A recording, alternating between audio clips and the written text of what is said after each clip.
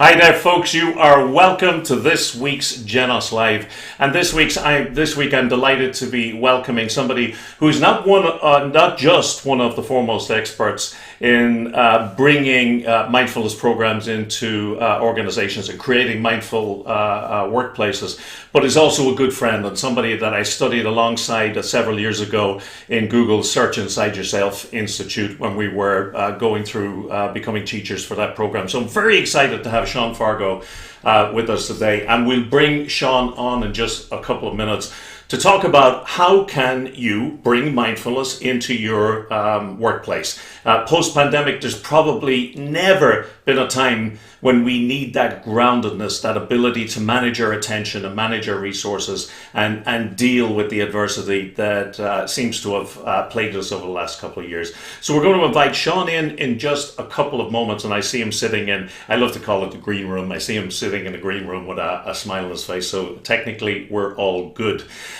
Before I do that, I'm going to do the usual announcements. By the way, here's a little teaser for you.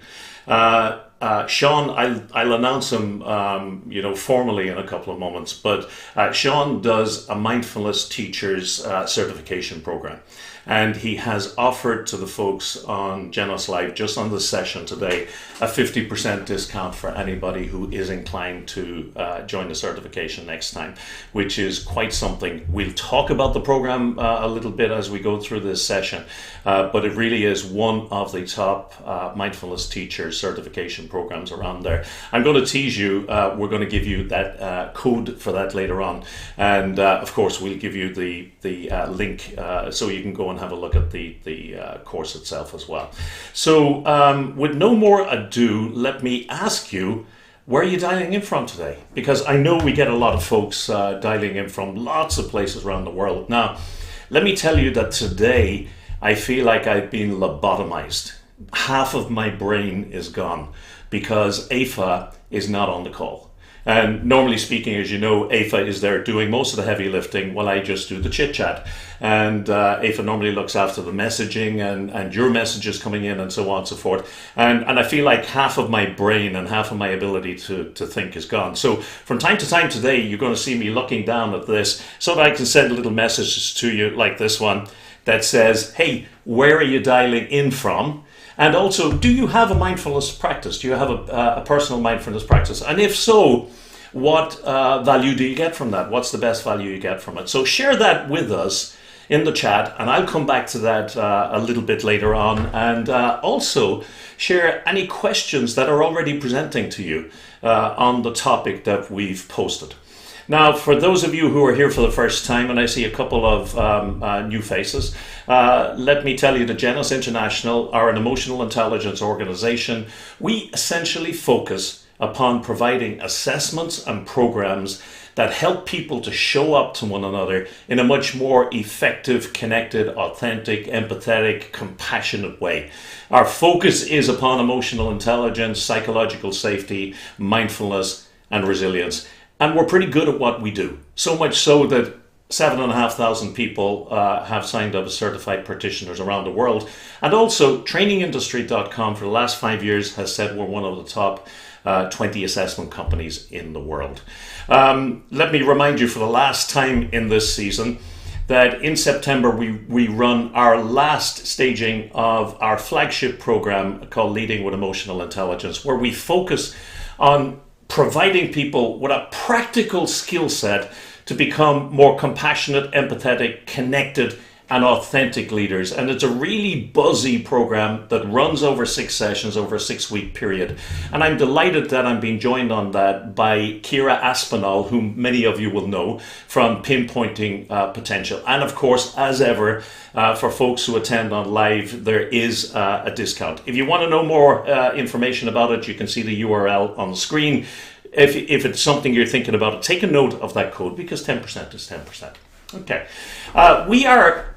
Sean's is the second last live of this season. Next week is the last one. And next week we have somebody who really made a big impact upon you. And even in the session when he was here last time, people were dialing in and saying, we want to see you again. We want to see you again. And that's Richard Boyatzis.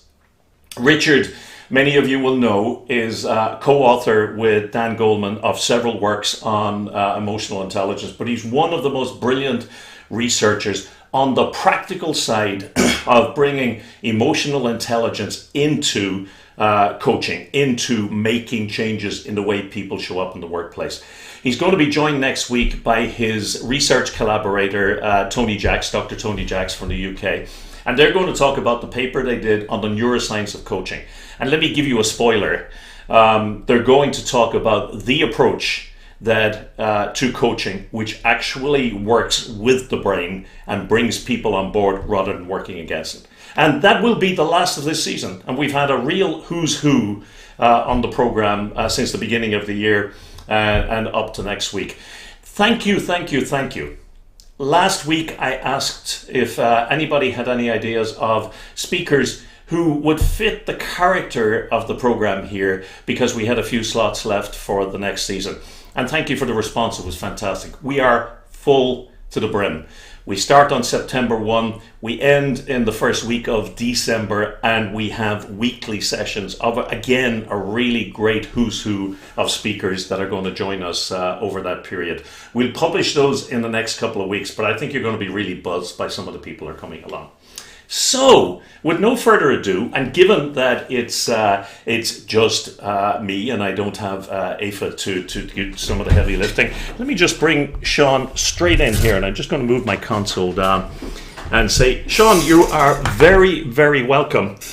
Really delighted to get you on the show, and you agreed very early on, but it took a while to get you here with scheduling and everything. But welcome, welcome, welcome. Good to have you here.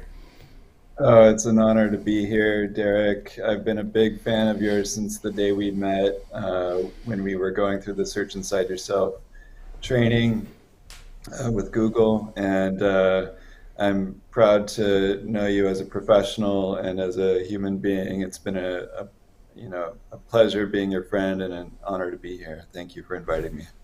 Thank you, Sean. Thank you very much indeed. Let me do the piece that Aoife normally does, and does much better than I do.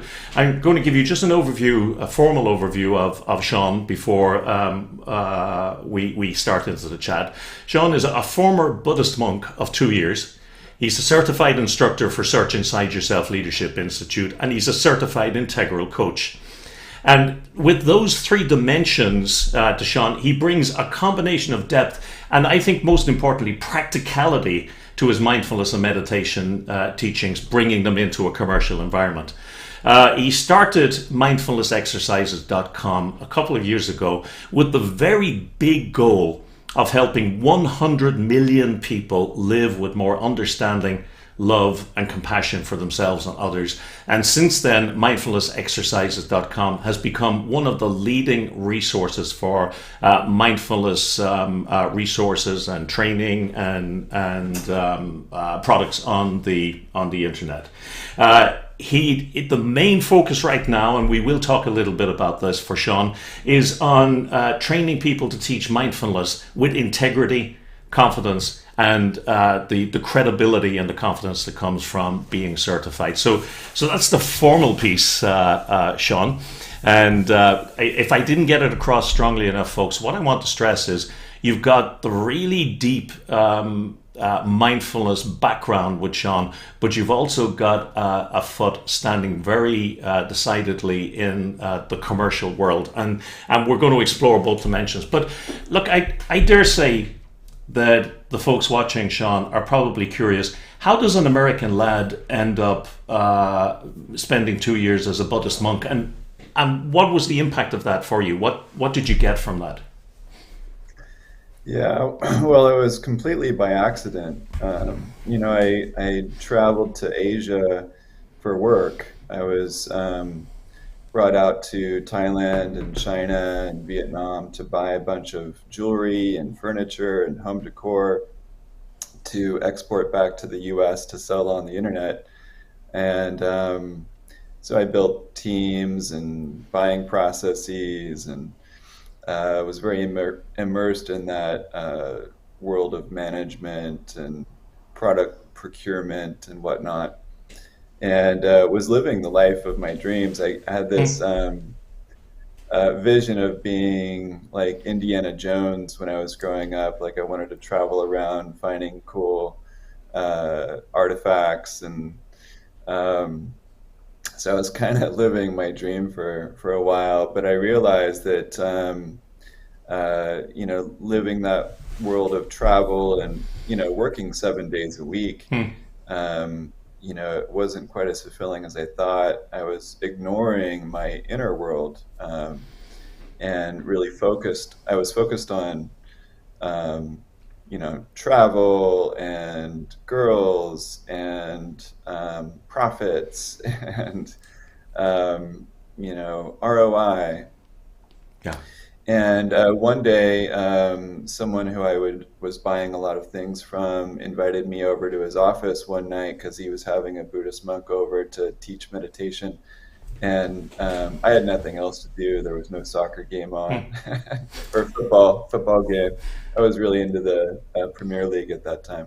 Right. But anyway, so I went and tried a meditation, and I was completely hooked by it, because it was the most simple thing that I was asked to do, but yet it was also one of the most difficult. Hmm.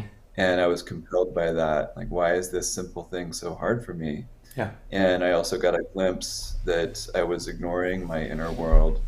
Um, so fast forward through, more curiosity and training and meditation and mindfulness.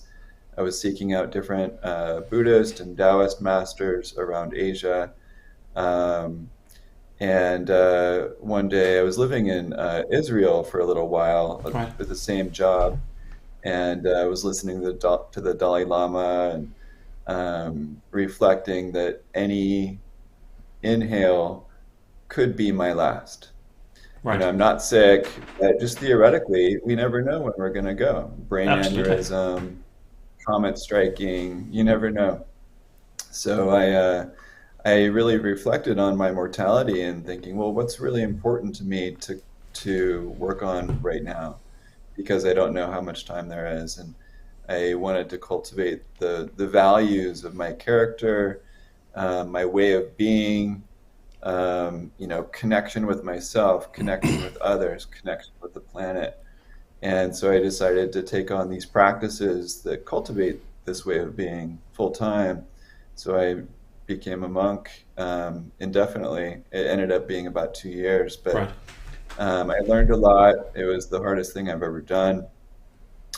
Slept on a hardwood floor with no pillow or blankets or anything, ate one meal a day, no TV, no money, no, dinner, um, no touching women, no masturbation, no Hmm. nothing.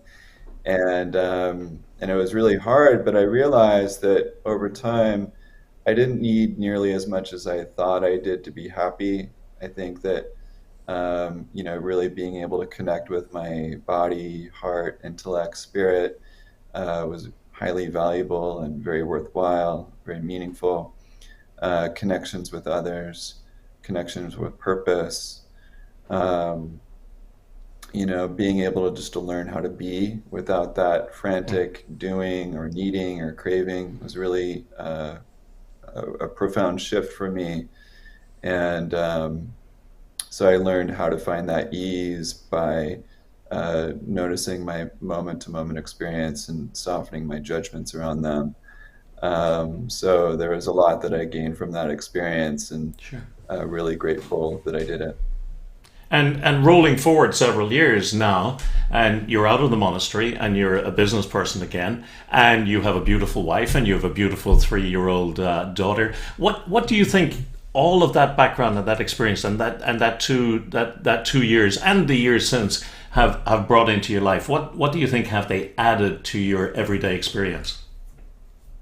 Yeah, I think that I wouldn't have been able to uh, marry the woman of my dreams or stay married to her if I hadn't Okay. become a monk, or be a good father, or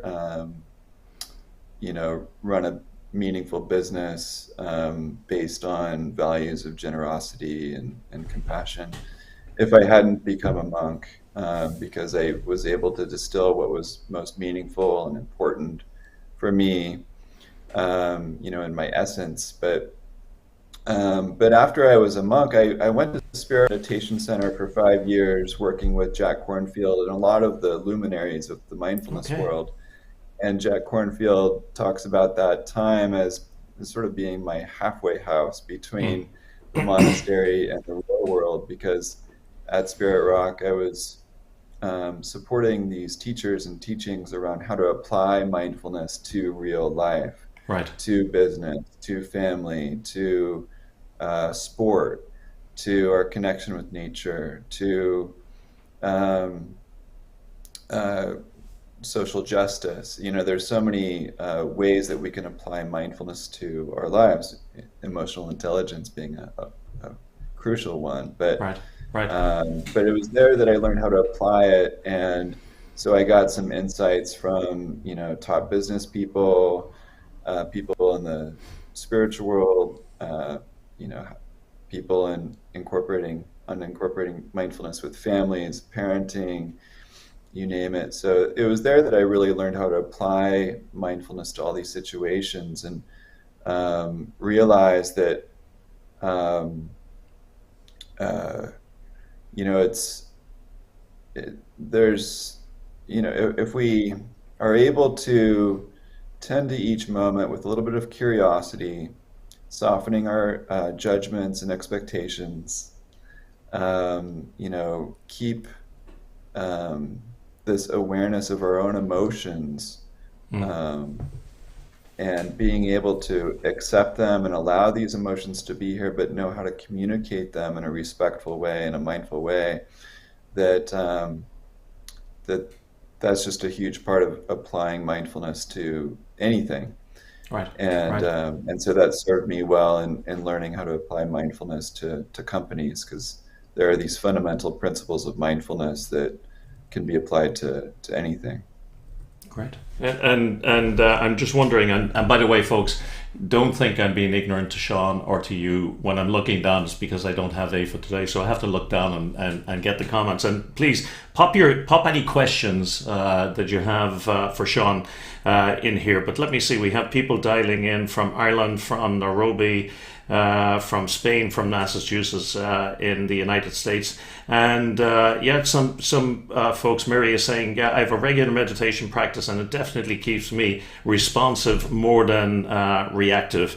Let me say, Aoife is actually on wherever she is right now, and she said the daily gratitude and mindfulness breath really helps during, especially during stressful situations. So, folks, keep popping your questions in there. Stella in Nairobi says, I do have a practice, but it's not so consistent. I really need to work on that. And I was going to open up, but quite frankly, folks, I forgot. I was going to open up by asking Sean to lead us in a very simple arrival practice, and we will come back to that in a few moments, and do that. But let me ask you. So this, it's really interesting, and even though we know one another from previously, and we had the conversation last evening, to kind of get ready for the conversation today, I didn't know about the Jack Kornfield piece in the middle, that sort of halfway house, which must have been one, very useful, but it clearly worked really, really well, because folks, let me tell you, and I'll ask Sean to dive into it a little bit.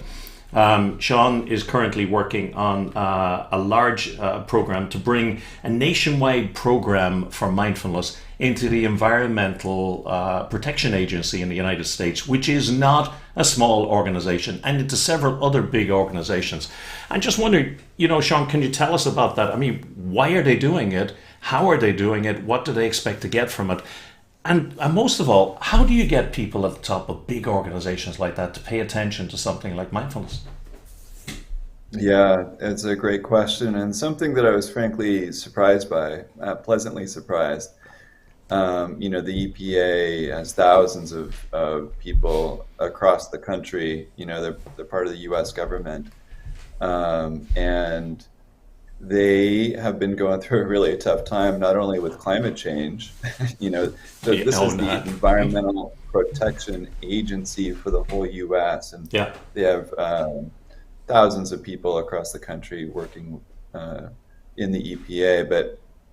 But yeah, I mean, just even comprehending climate change is difficult. But then also, they were struggling with the effects of the last administration with Donald Trump, who didn't want to acknowledge climate change, much less work on it. Mm, So their hands were tied, and a lot of people were highly stressed, mm, and the morale was low, okay. and which is understandable. Sure. And so there was a lot of stress, a lot of anxiety, Mm, depression, and they needed something to help them. And I think that they probably would have started this mindfulness program regardless, but it might have taken a little while longer mm, for them to start it. But um, because mindfulness is making waves in lots of large companies sure. anyway, I think the EPA would have followed suit. Um, but yeah, the EPA was very receptive to the idea of a nationwide program when they started to see the results internally, and being able to measure the benefits of more small informal groups. Mm, Um, One of the main catalysts for this was there's a senior director there, Lena Adams Kim, who was a student of mine and still is a student of mine in our mindfulness meditation teacher certification program, where she learned a lot of the tools on how to teach mindfulness mm, and meditation. And we had lots of weekly calls. I have weekly calls with everyone in the program, um, but she was leading these smaller groups in her region, and they had great effect. mm, People were reporting lower stress levels, lower anxiety.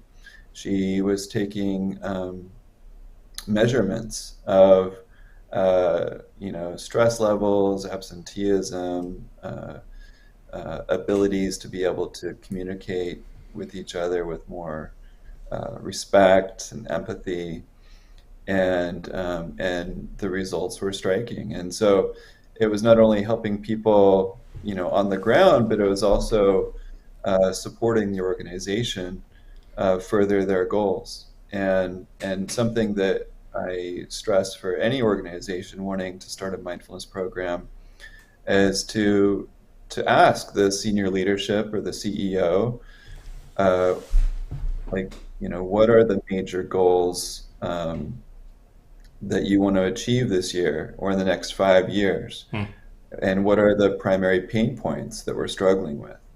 And they may be very obvious, but recognizing what the major goals are and what the major pain points are can be helpful for starting a mindfulness program, because then you can um, tailor a mindfulness program for those goals and right. measure uh, the benefits and the results, um, to see how are these mindfulness trainings impacting these goals or these pain points, so that you can see, is this uh, worth our time? Yeah. And so I think it's helpful for anyone wanting to start a mindfulness program to get a sense for who else in the company is practicing mindfulness, Okay. who is a sort of quote unquote believer, not that this is belief based whatsoever, but who's benefited from it, who's practicing it from it, and what are their sort of experience levels? Are there people who are already certified to teach mindfulness? If not, can we get one or two people to start training? Um, and to maybe start informally by taking, say, 20 minutes out of your lunch break to practice together Right. and talk about it, and kind of build up from the ground up a little bit to gain a little bit of traction, ideally with the support of a certified instructor, Right. but also to see who at the top of the organization is a practitioner, who could be a cheerleader of this program. um, and so to work from both sides is helpful, and to you know, actually have some quantitative and qualitative uh, like surveys for people to fill Right. out after each session or before and after. But the more data you can collect, the better. Measuring burnout, uh, Yeah. Yeah. anxiety, interpersonal conflict, feelings of resilience, absenteeism, they can go a long way. But for people at the top, I think it can be intimidating. And so I think it's helpful to start small Right. and just kind of try it. You're not locked into anything fixed forever. Hmm. You can try something out. I think for most organizations, it can be helpful to um, allow staff to practice mindfulness together. Again, ideally with a certified colleague for maybe 20 minutes a day, or maybe a half hour every few days, or maybe an hour a week, or something Hmm. like that, Hmm. where it's not forced, it's not mandatory, where the goals of the program are laid out with respect to each individual, Hmm. but to not force people to do it, and to, if you can, allow them the paid time to try it, Sure. Sure. Sure. or at least some time at the workplace, maybe during lunch or before Okay. work or after work or during their personal time. Okay, so something, and you mentioned it several times, and it actually exemplifies exactly what I was saying at the beginning there. That you've got the deep mindfulness background, but you've got very firmly a foot in the commercial world, and I'd say you said measure about 5 or 6 times there, and the importance of that, and having that data. And you spoke about measuring a couple of important matrix or metrics. Tell me, how are they actually? Can we go a little bit deeper on that? What are they measuring to show where the needle is moving, and how are they doing that? Is it in-house surveys? Is it assessments? How are they actually going about that? Yeah, yeah. So in-house surveys, a lot of organizations use paper and pen. Hmm? If you're in person, just handing out paper before and after the session. But obviously, in the digital world, especially with the federal or nationwide program, things like SurveyMonkey or in-house surveys do the trick with a quick email and a link, or in an internal, platform like Slack or Hmm. uh, CRM. But um, yeah, how stressful are you feeling right now? How would you rate your anxiety level, like on a scale of 1 to 10, Okay. so that you can really measure, okay, so last week 80% of people were 5 or below, and this week, 50% of people are 6 and above. Like being able to really measure the the week to week results or the day to day results. But stress, anxiety, um, I think measuring, like collecting a lot of qualitative data can go a long way. How has mindfulness been helpful for you Right. at work lately? And for them to be able to write out, an example or a story, or how it's affected their communication with their subordinate or their Hmm. manager.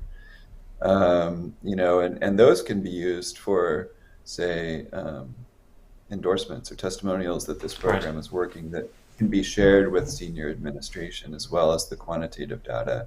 Okay. But you can measure just about anything that you want.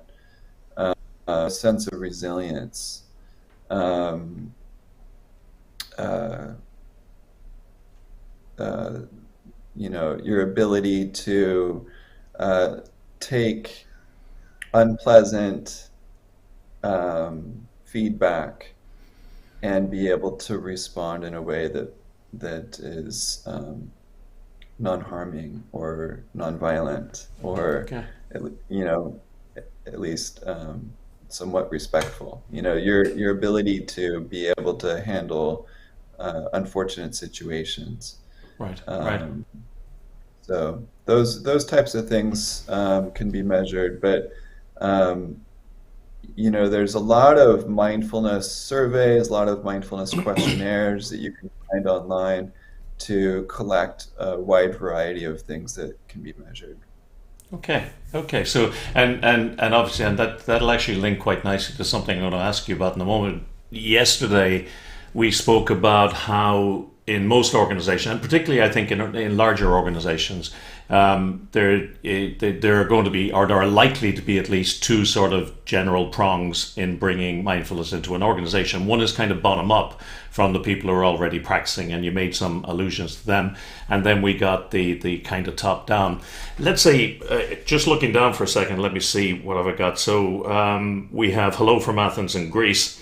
Thanks to Sean, I'm doing the 100-day challenge and it has changed my work days. So there you go. That's from Melina in Greece. And let's say with people like Melina and Afa, and let me see who have we got out there, Stella and other folks like that. Let's say they're already inside their organization and they're enjoying the benefits of mindfulness as individuals. How did they start to move towards bringing that into the environment in a kind of a top up, making it a little bit more formal? What if they called you, what would you say? Here's what you should start doing. Yeah, well, I would just delight in that person's, transformation. That's no small thing. Um, I think that,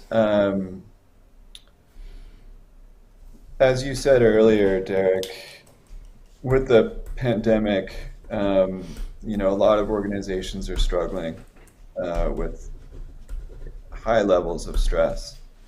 And we can see that in the reactivity that we have with each other. Right. And so a lot of workplaces are unfortunately going through a lot of interpersonal conflict, a lot of misunderstandings, a lot of accusations and blaming, lots just rife with judgment. And so I think it can be helpful to just acknowledge what are our challenges? Mm. Where are we reactive? Not casting blame on, say, specific people, but kind of acknowledging that there is challenge, there is reactivity, and that this is not sustainable for us to be happy. Like Mm. we want to be happy, we want to thrive, we want to come together as a team, and so calling out the challenges again without blame is important. But what are our pain points? Mm. Where are we struggling in terms of our interpersonal dynamics? How many of us are burned out or past burnout right now? Right. And to not be afraid to name it. And, we can do this in a respectful way, in a caring way, Mm. where we're not making people feel guilty or shameful about it, but we're just naming it. Yeah. And this can be highly effective for providing the incentive to change. Right. Right. And so naming it can be helpful. And um, looking at other organizations and um, large teams and institutions who have already instituted a mindfulness program, like how was it for them? Mm. And it's so easy to find so many companies at every level find success Mm. both interpersonally but also financially Right. from a mindfulness program. Mm. And you can find testimonials and endorsements from many widely respected leaders of our time about the effects of mindfulness in the workplace. And so sharing these testimonials, like, hey, um, like, who do we admire? What companies do we respect? Who do we kind of want to be like? And finding a company like that who have done a mindfulness program and using them as a model can go a Mm, long way, because it doesn't matter if an NBA team wins a championship because they instituted mindfulness in their team, because most of us don't run basketball teams. Like, sure, it's, sure. yeah, that's nice, but it's not, how is that relevant to me? Mm, But if you can find a company like yours doing similar things or at your level, or maybe a company that you admire, then see, what kind of benefits they've done. Like, I've worked with Tesla, Ernst and Young, Facebook, Olympic teams, hospitals, and this mindfulness programs are working for so many different kinds of companies that sometimes just having one other model of a CEO or a company who have found benefit from it can mm, go a long way at influencing people at the top. Yeah, well, if they did it, maybe we should try it too. right. Um, so I think that can go a long way. Um, Collaborating with the people at the top rather than telling them this is what we should do. Mm, yeah, yeah, No one yeah. wants to be told what to do, but collaborating with them, like, yeah, like, here's, something, here are a few examples of how we think that it could go, and we'd love to hear your thoughts. Like, what's most important to you? Could we give this a 6-month trial? And what kind of measurements would you want to see at those 6 months to see if it's worth investing in a little Mm, bit more or right. continuing in some way? Okay. What types of people would you foresee helping lead this? So collaborating can go a long way as well. Okay, and I know on this call, and let me just have a look and see we're getting any of these. I am afraid to say somebody, and I won't. Yeah, okay. I'm not going to quote your name, even though you've posted it up there. Kerry just said, I'm not afraid to say. Oh, well, then I will mention it's Kerry. That I am burned out personally and professional. Working from home has changed professionally. Working from home has changed my life, and making sure to take care of me has been a challenge. I think, in quotes, I'm doing it. However, I think I'm doing it. However, I find myself more irritated, which tells me I am not. I love my job and what I do, but I'm exhausted at the end of each day, and taking time for me to decompress doesn't really happen.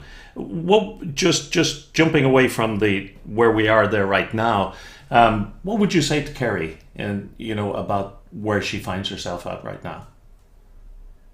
Yeah, well, first of all, it's super common, and I'm really glad that you're aware of all of that. That's a huge step. Yeah, like, at what you said at the end, not taking the time to decompress at the end of a long day. Yes, for me personally, yesterday I had a really sort of intense day. It was jam-packed with Hmm. meetings and big conversations and, a lot of emotions, and it was very full. And I knew that if I had not taken the time to decompress, that would carry over into today Sure. and then the next day, and it would just snowball into tighter and tighter knots in my stomach, in my belly, and I would become more and more reactive. And so sometimes it can be helpful to sort of forecast the detriment of not taking time out to decompress. Okay. Can be incentive, and then also to know that if I do decompress, that what are those benefits? So really feeling the pain of not practicing mindfulness, and then Hmm. sensing into the, say, benefits of practicing mindfulness, both in the short term and the long term, can go a long way. But yeah, creating a daily or nightly ritual.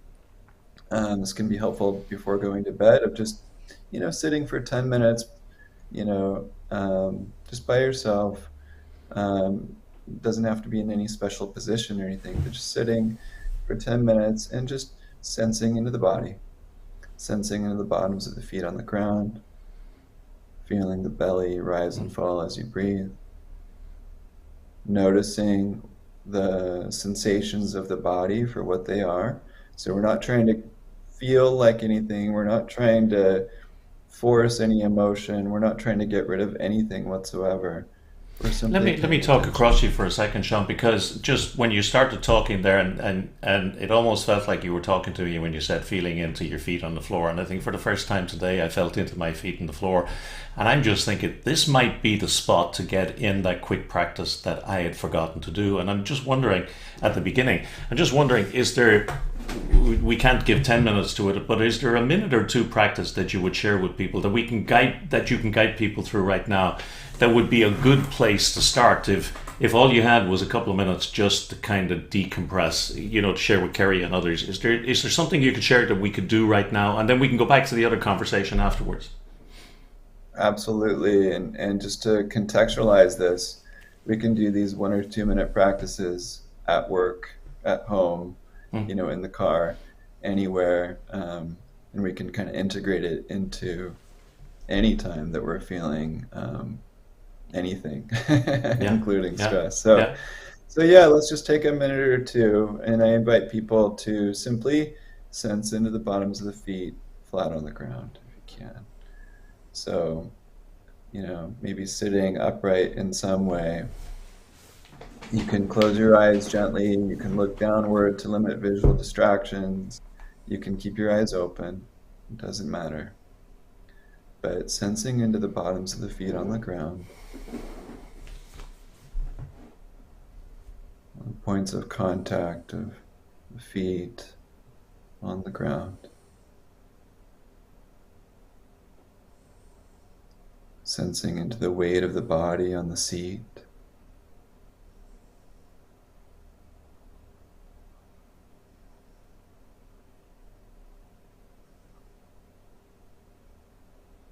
These simple touch points of the body on the ground and the seat.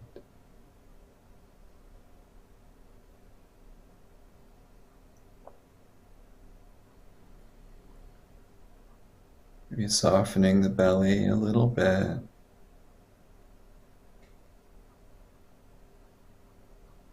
Allowing the belly to rise and fall with each breath.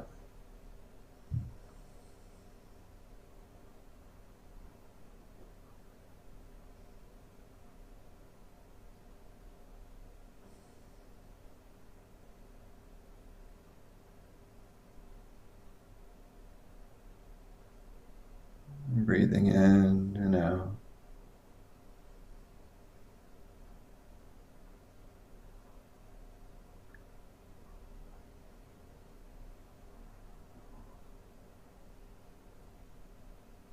And as we breathe, just sensing into the chest, the shoulder.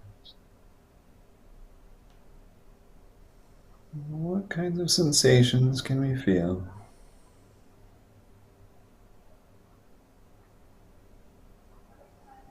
Maybe heaviness or lightness,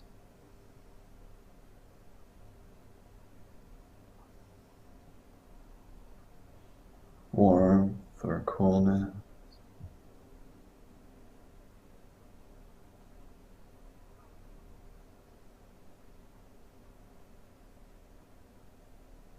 Moisture or dryness.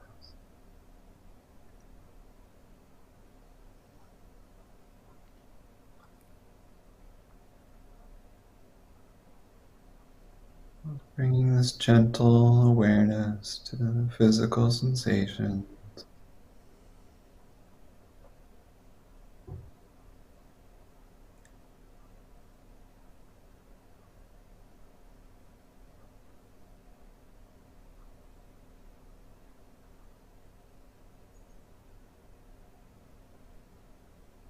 Not judging them to be good or bad, right or wrong.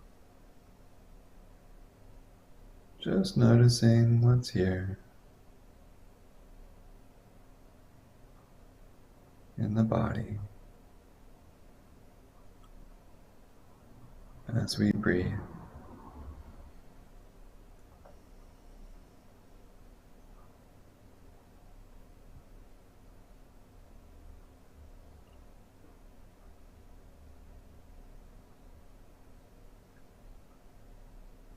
Wishing ourselves well.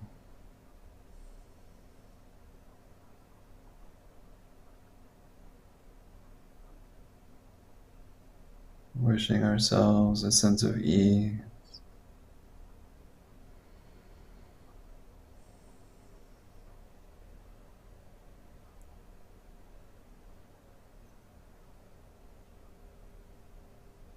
And may we bring the same quality of gentle awareness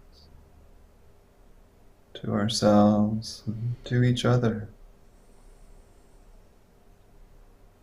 for the rest of the day.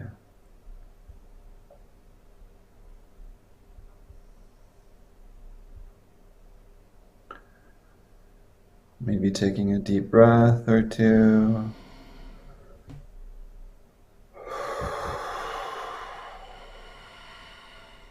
Feeling the feet on the ground, the body on the seat.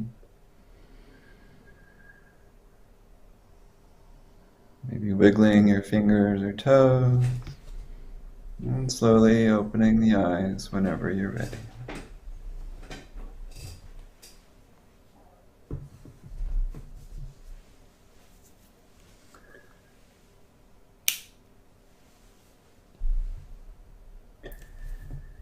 And so, with this mindfulness practice, we can do this anytime, anywhere. You can make it your own, see what works for you. But I think it's really helpful for organizations to remember that mindfulness is very simple. It's just noticing our experience Yeah. without judgment. There's nothing belief-based about it. There's nothing religious. There's nothing woo-woo. Anyone can do it. The more we do it, the better we get at it through, just learning about neuroscience and neuroplasticity. It's like building a muscle. The more we do Mm. it, The better it the gets. better we get at it. Mm. And I think that presenting the neuroscience of that can be really helpful for a lot of organizations, especially data-driven organizations.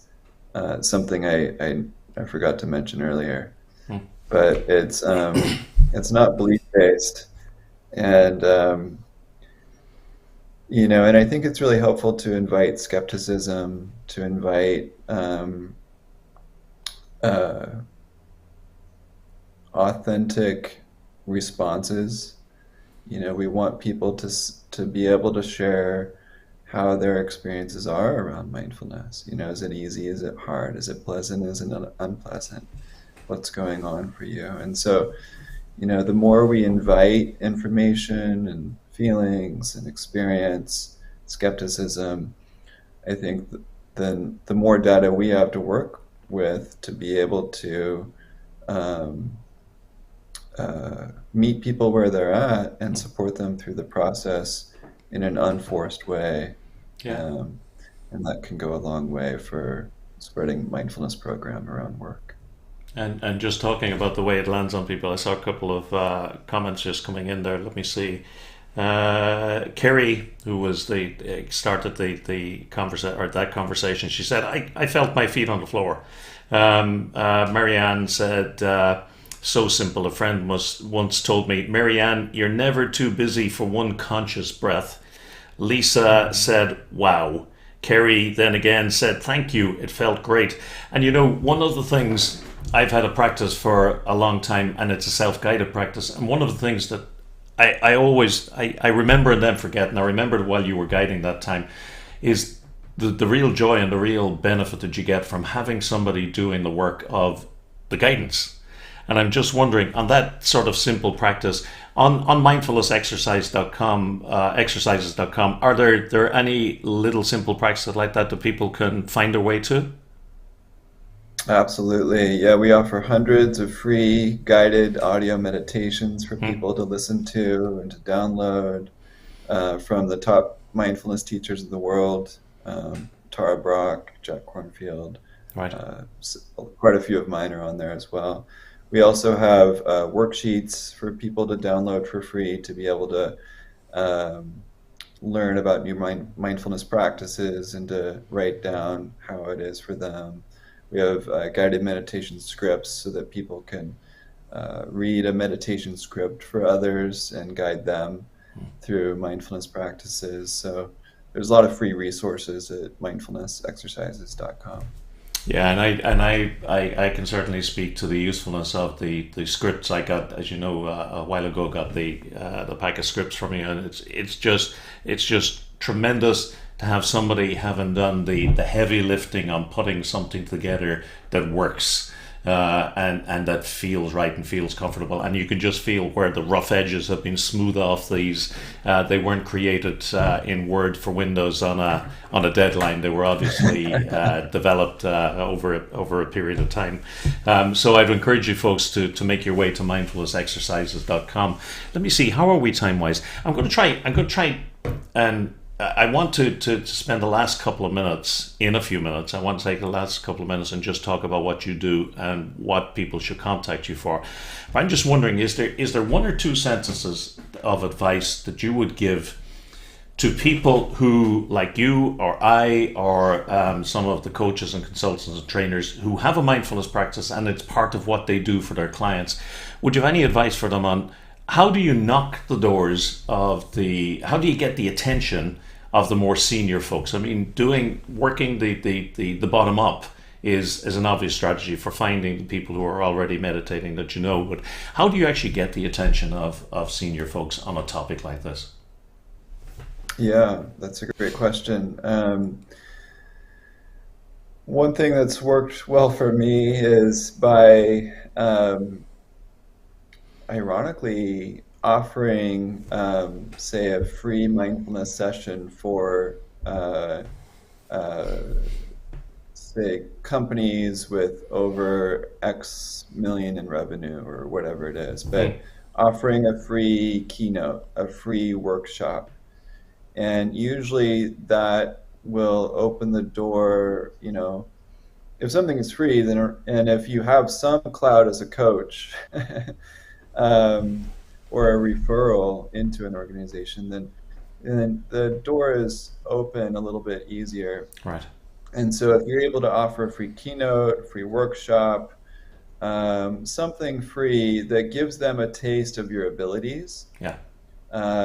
and your purpose, which is hopefully based out of, care and compassion and service, then it's much more likely that the senior management or leader of the organization will, have that deeper conversation as to how you can implement more of a company-wide ongoing training or one-on-one training with the CEO, which often happens.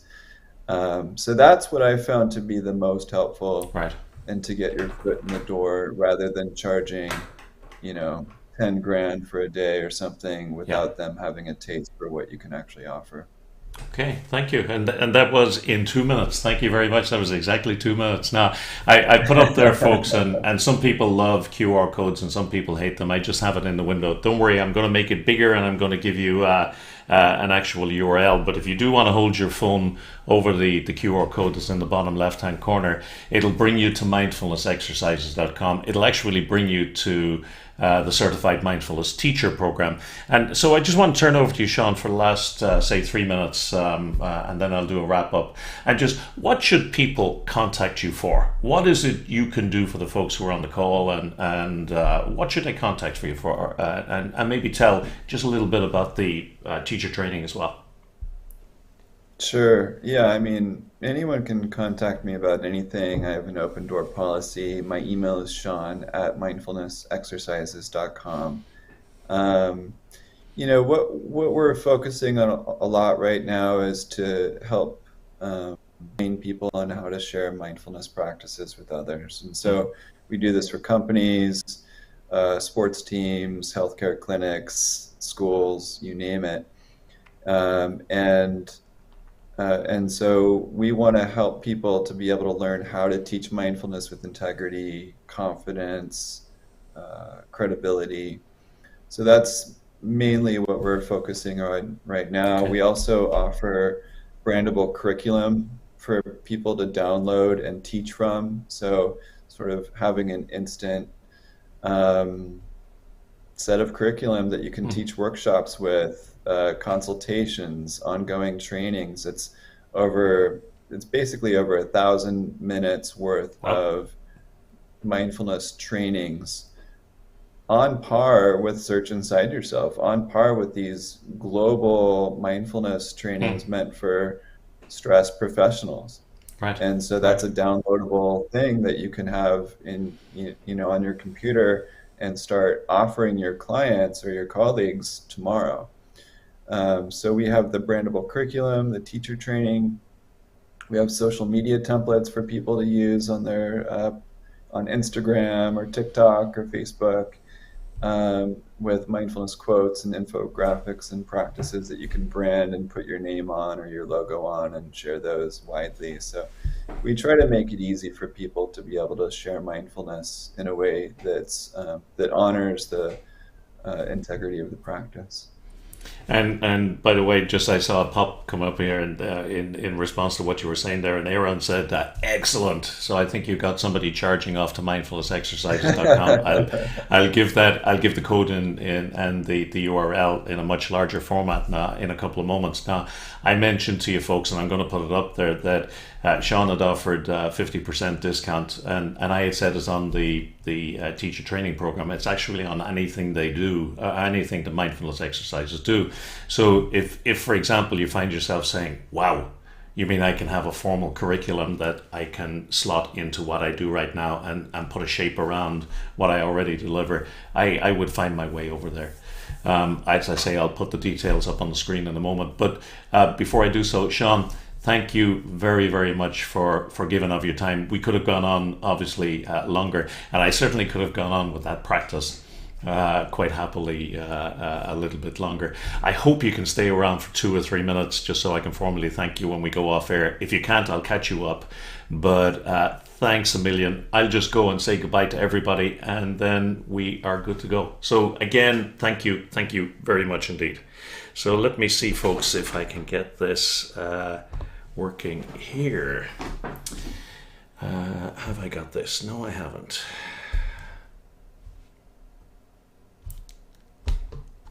Okay, rock and roll. There we go.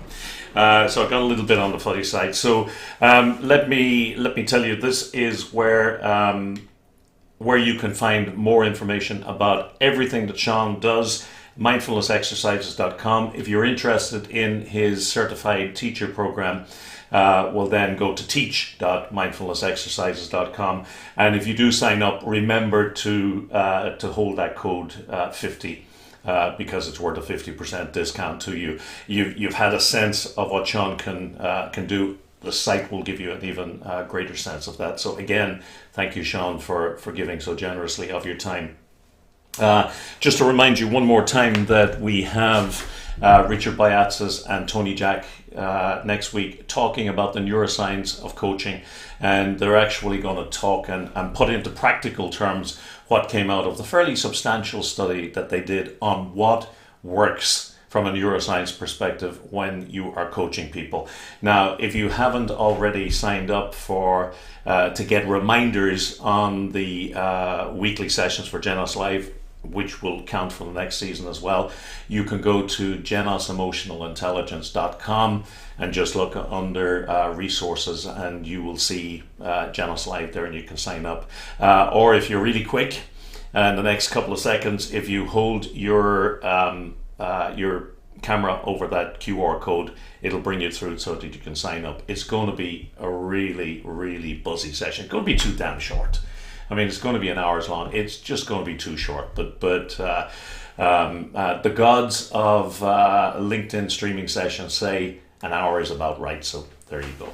So look, folks, I want to thank you. Want to thank Sean. Want to thank all of you for taking your time, and wishing you all the best until we see you here next week. Take care. God bless.